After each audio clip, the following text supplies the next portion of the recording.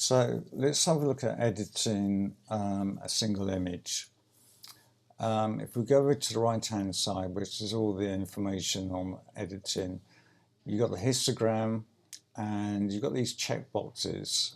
If I uncheck them, these are actually this one is for the blacks area and this one is for the white area. It's always worth having these on because you can see then areas that are needing attention. So for instance, our whites, you can see that this red color is completely blown out here. So this is where I start putting my attention to first. So here we've got the exposure, contrast, highlights, shadows, whites, blacks, and we've got clarity, dehaze, vibrance, and saturation. So I'm going to bring down the highlights, and as you can see, the histogram at the top here moves. So I bring it down to around about 60%, and then the whites I can bring up the image a little bit. I think I would probably want it around about there. Do that about 34, and then the whites, just bring that down a little bit, and then the blacks, and now you can see if I bring down the slider, that blueness shows that it's over black, so just take it back. So those are the adjustments within this part of the image. Might just look to bring the exposure down slightly,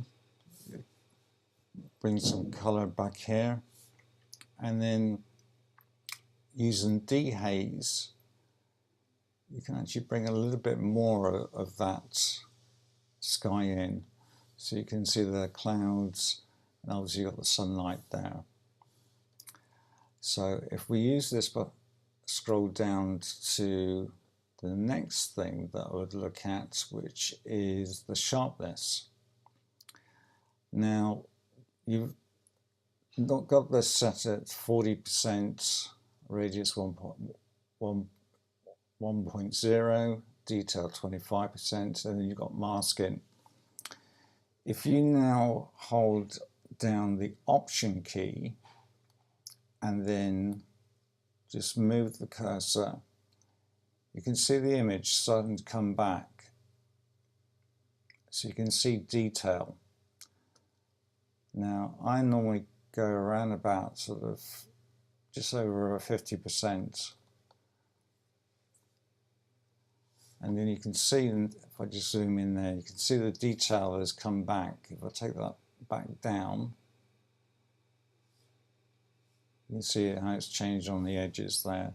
So if I go now,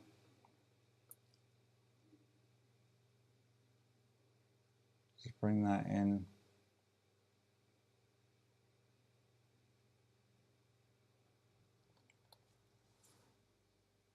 Just shows a bit more detail in the image.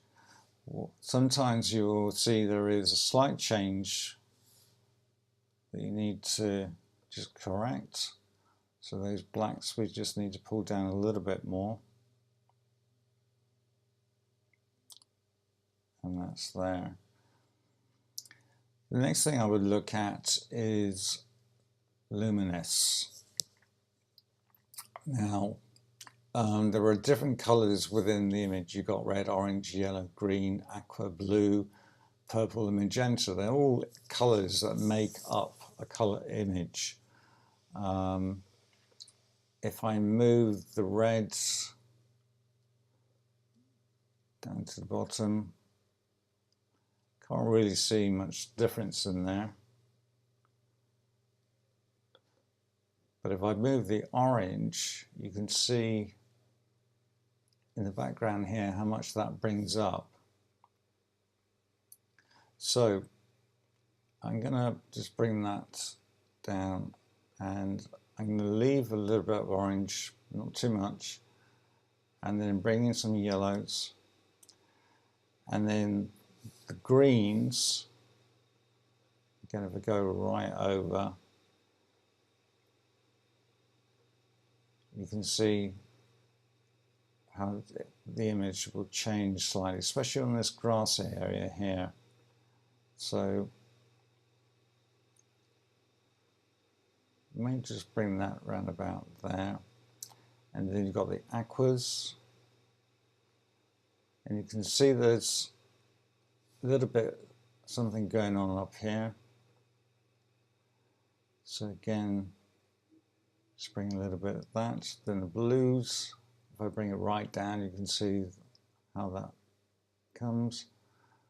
Again, just a little bit of that. And then the purples, and you can see that's affecting this area. So bring that to about, there are only small adjustments, but just enough to make a difference. And then you can see again over the top here, the magentas. So bring that there. Now, if I zoom in and just look at some of the picture, I'm not sure you can see this on your screen, but there is a bit of graining to the image. And there's a way to fix that just slightly, and that is by going to reduce the noise. So again, holding the Option key, you now notice it turns to black and white, and I'm just looking to see how much I can get away with without over expecting the image. So I could just come out of that. The detail's still there, so I'm leaving that at 13%. And then if we come down further, we've got our lens correction. Always click on Remove Chromatic Aberration. This is a kind of fringing that happens in some of the images. And then you've got Enable Profile Correction. Now this says built in, and basically Lightroom has nearly every lens by every manufacturer that's come out in a library. So you can see you've got Apple, Bauer, DJI, Fuji, Google, Huey, Leica, Nikon. So that, you know, there's a huge list there. But they have actually included DJI. And as you can see with the F3 350, if I just click that back, how it's changed, it's just that warped. And then if I change that, say, to 306,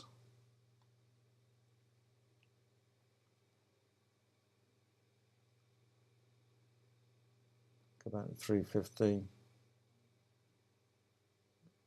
there's not much difference. There is a slight with the 330, and then if I go with the FC200, you can see there's a vast difference there, very overwarped. So I'm going to go back to the 350, and that I'm just looking at the skyline to see whether it looks kind of equal. So let's try the 3500.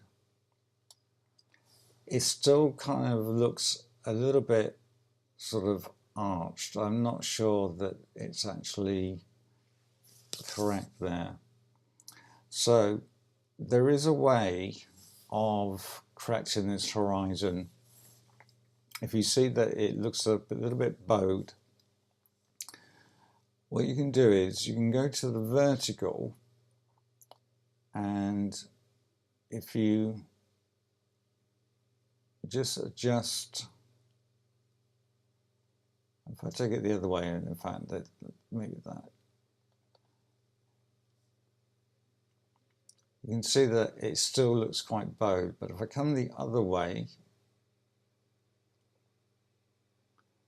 that actually looks, as the computer catches up, it does look a little bit kind of normal. So what I do then is go up here, which is the crop tool, and I'm just going to bring in the edges.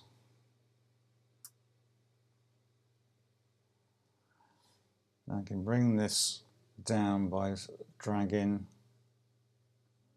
so I'm not losing too much of the image. And then when you're happy with that, just press enter. So that now looks a little bit sort of more level. Again, if you feel that it's slightly at angle,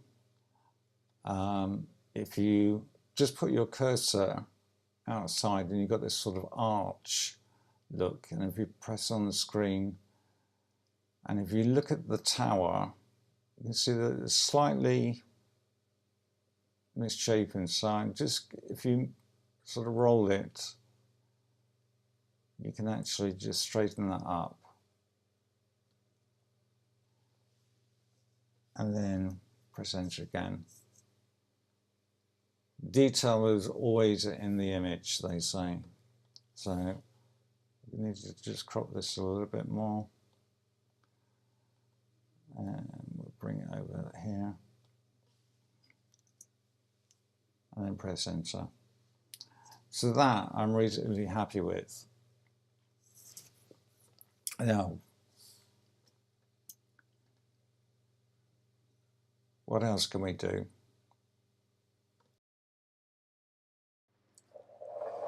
So let's now look at some other tools that we can play with. If we go up here, we've got this tool, which is like an eye drop, and this is to remove unwanted objects from your image.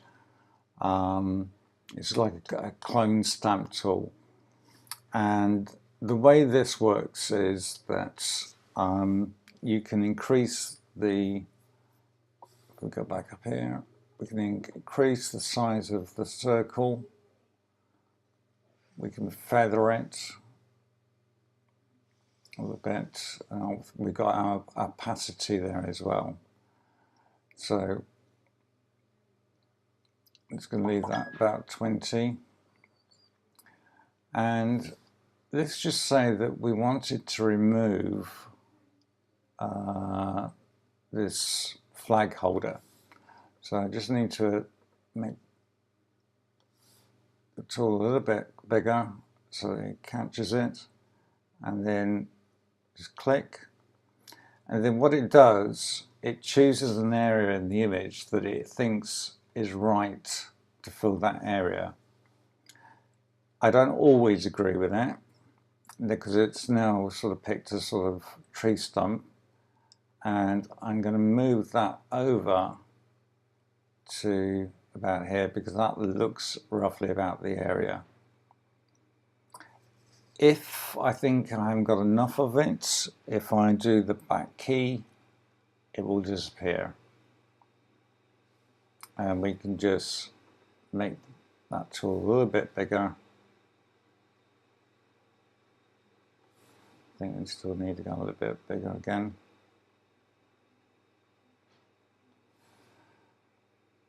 Okay, so click on that. Now this time it's actually chosen a better area, and then you can reset it or close it. I'm going to close it, and now you can see that that's gone pretty well. You can go back, and if you want to bring it back again, just press reset. and it will bring the flagpole back. The next one is red eye, which if you're doing landscape, you're not going to be really going to be using that. The next one is, this is quite an interesting one actually. This is a sort of to do a gradient, and sometimes I find it's really useful. I'm going to do this as a new one, and I'm going to set that exposure back to 0, and I'm going to choose this tool, and basically what you do is you go to the top of the image and just pull down a line. You can adjust this. I'm going to adjust it slightly to an angle, and then you can see now this box has lit up. So I can just bring the exposure down a little bit, and you can see that actually what it's doing is just bringing that cloud cover in. Now if I adjust this, you can see how much of the image will change, and move it around. I can then adjust it to be straight, but if you do it at an angle, it just gives the light, as it was, that is the sunlight coming through, so this area would potentially be darker. So just do that, and then you could just bring down the contrast a little bit if you wanted to. I don't think it really makes much difference. You could bring down the highlights, just bring them up slightly. Again, I don't really think that needs to be done.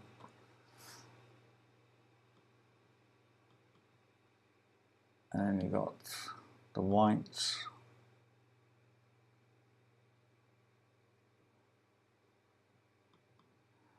But it's normally just the exposure you need to make a slight adjustment.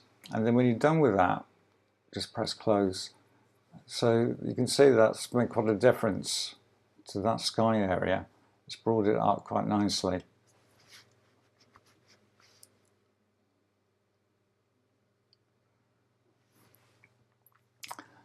So next is a brush which is to do almost like a vignette around the image. So if I just pull a circle and then grab this, bring that into the middle, take the sides out and take it up to the top, just take it out to the sides, and again I can just play with the exposure, and that just gives us a sort of little vignette look to an image, if that's what you wish to have the look of to it. You can always go back to it. If you don't like it, just click reset and it brings your image back. So the next tool is the brush. Now you can use this for what's called dodging and burning, which is what I do a lot of in my images in Photoshop, and it's just playing about with the exposure, just bringing the exposure down. I'm going to put my flow at about 20%. Well, we'll put it even a little bit higher, about 30%, so you can see what I'm doing. So I'm going to paint here,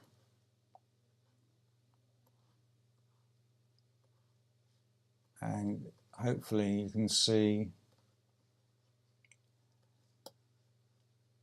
it's darkening these areas that I'm choosing. So I'm darkening the areas that I want,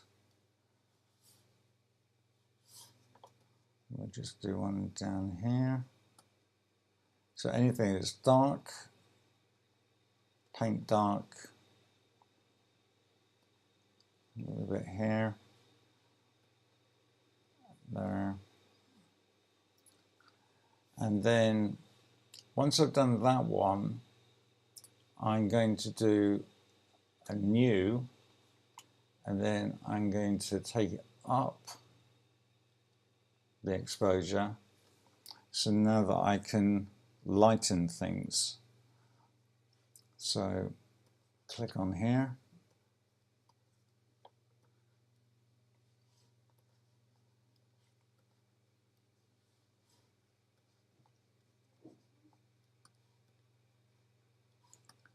just painting. I can then reduce the size of my brush.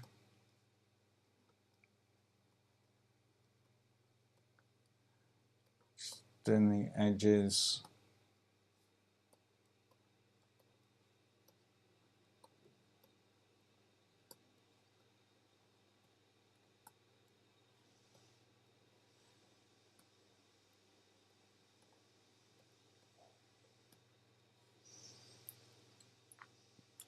And I think that's about it. I think we'll do one more. So do new. I'm just going to bring it down. So I'm going to burn, and I'm just going to bring this down. Just paint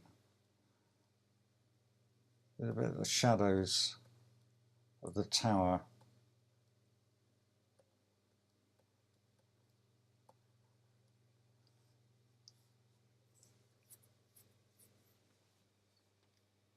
Okay, so I'm going to close that.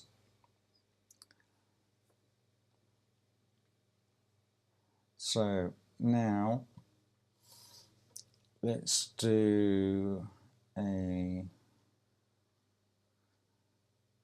before and after.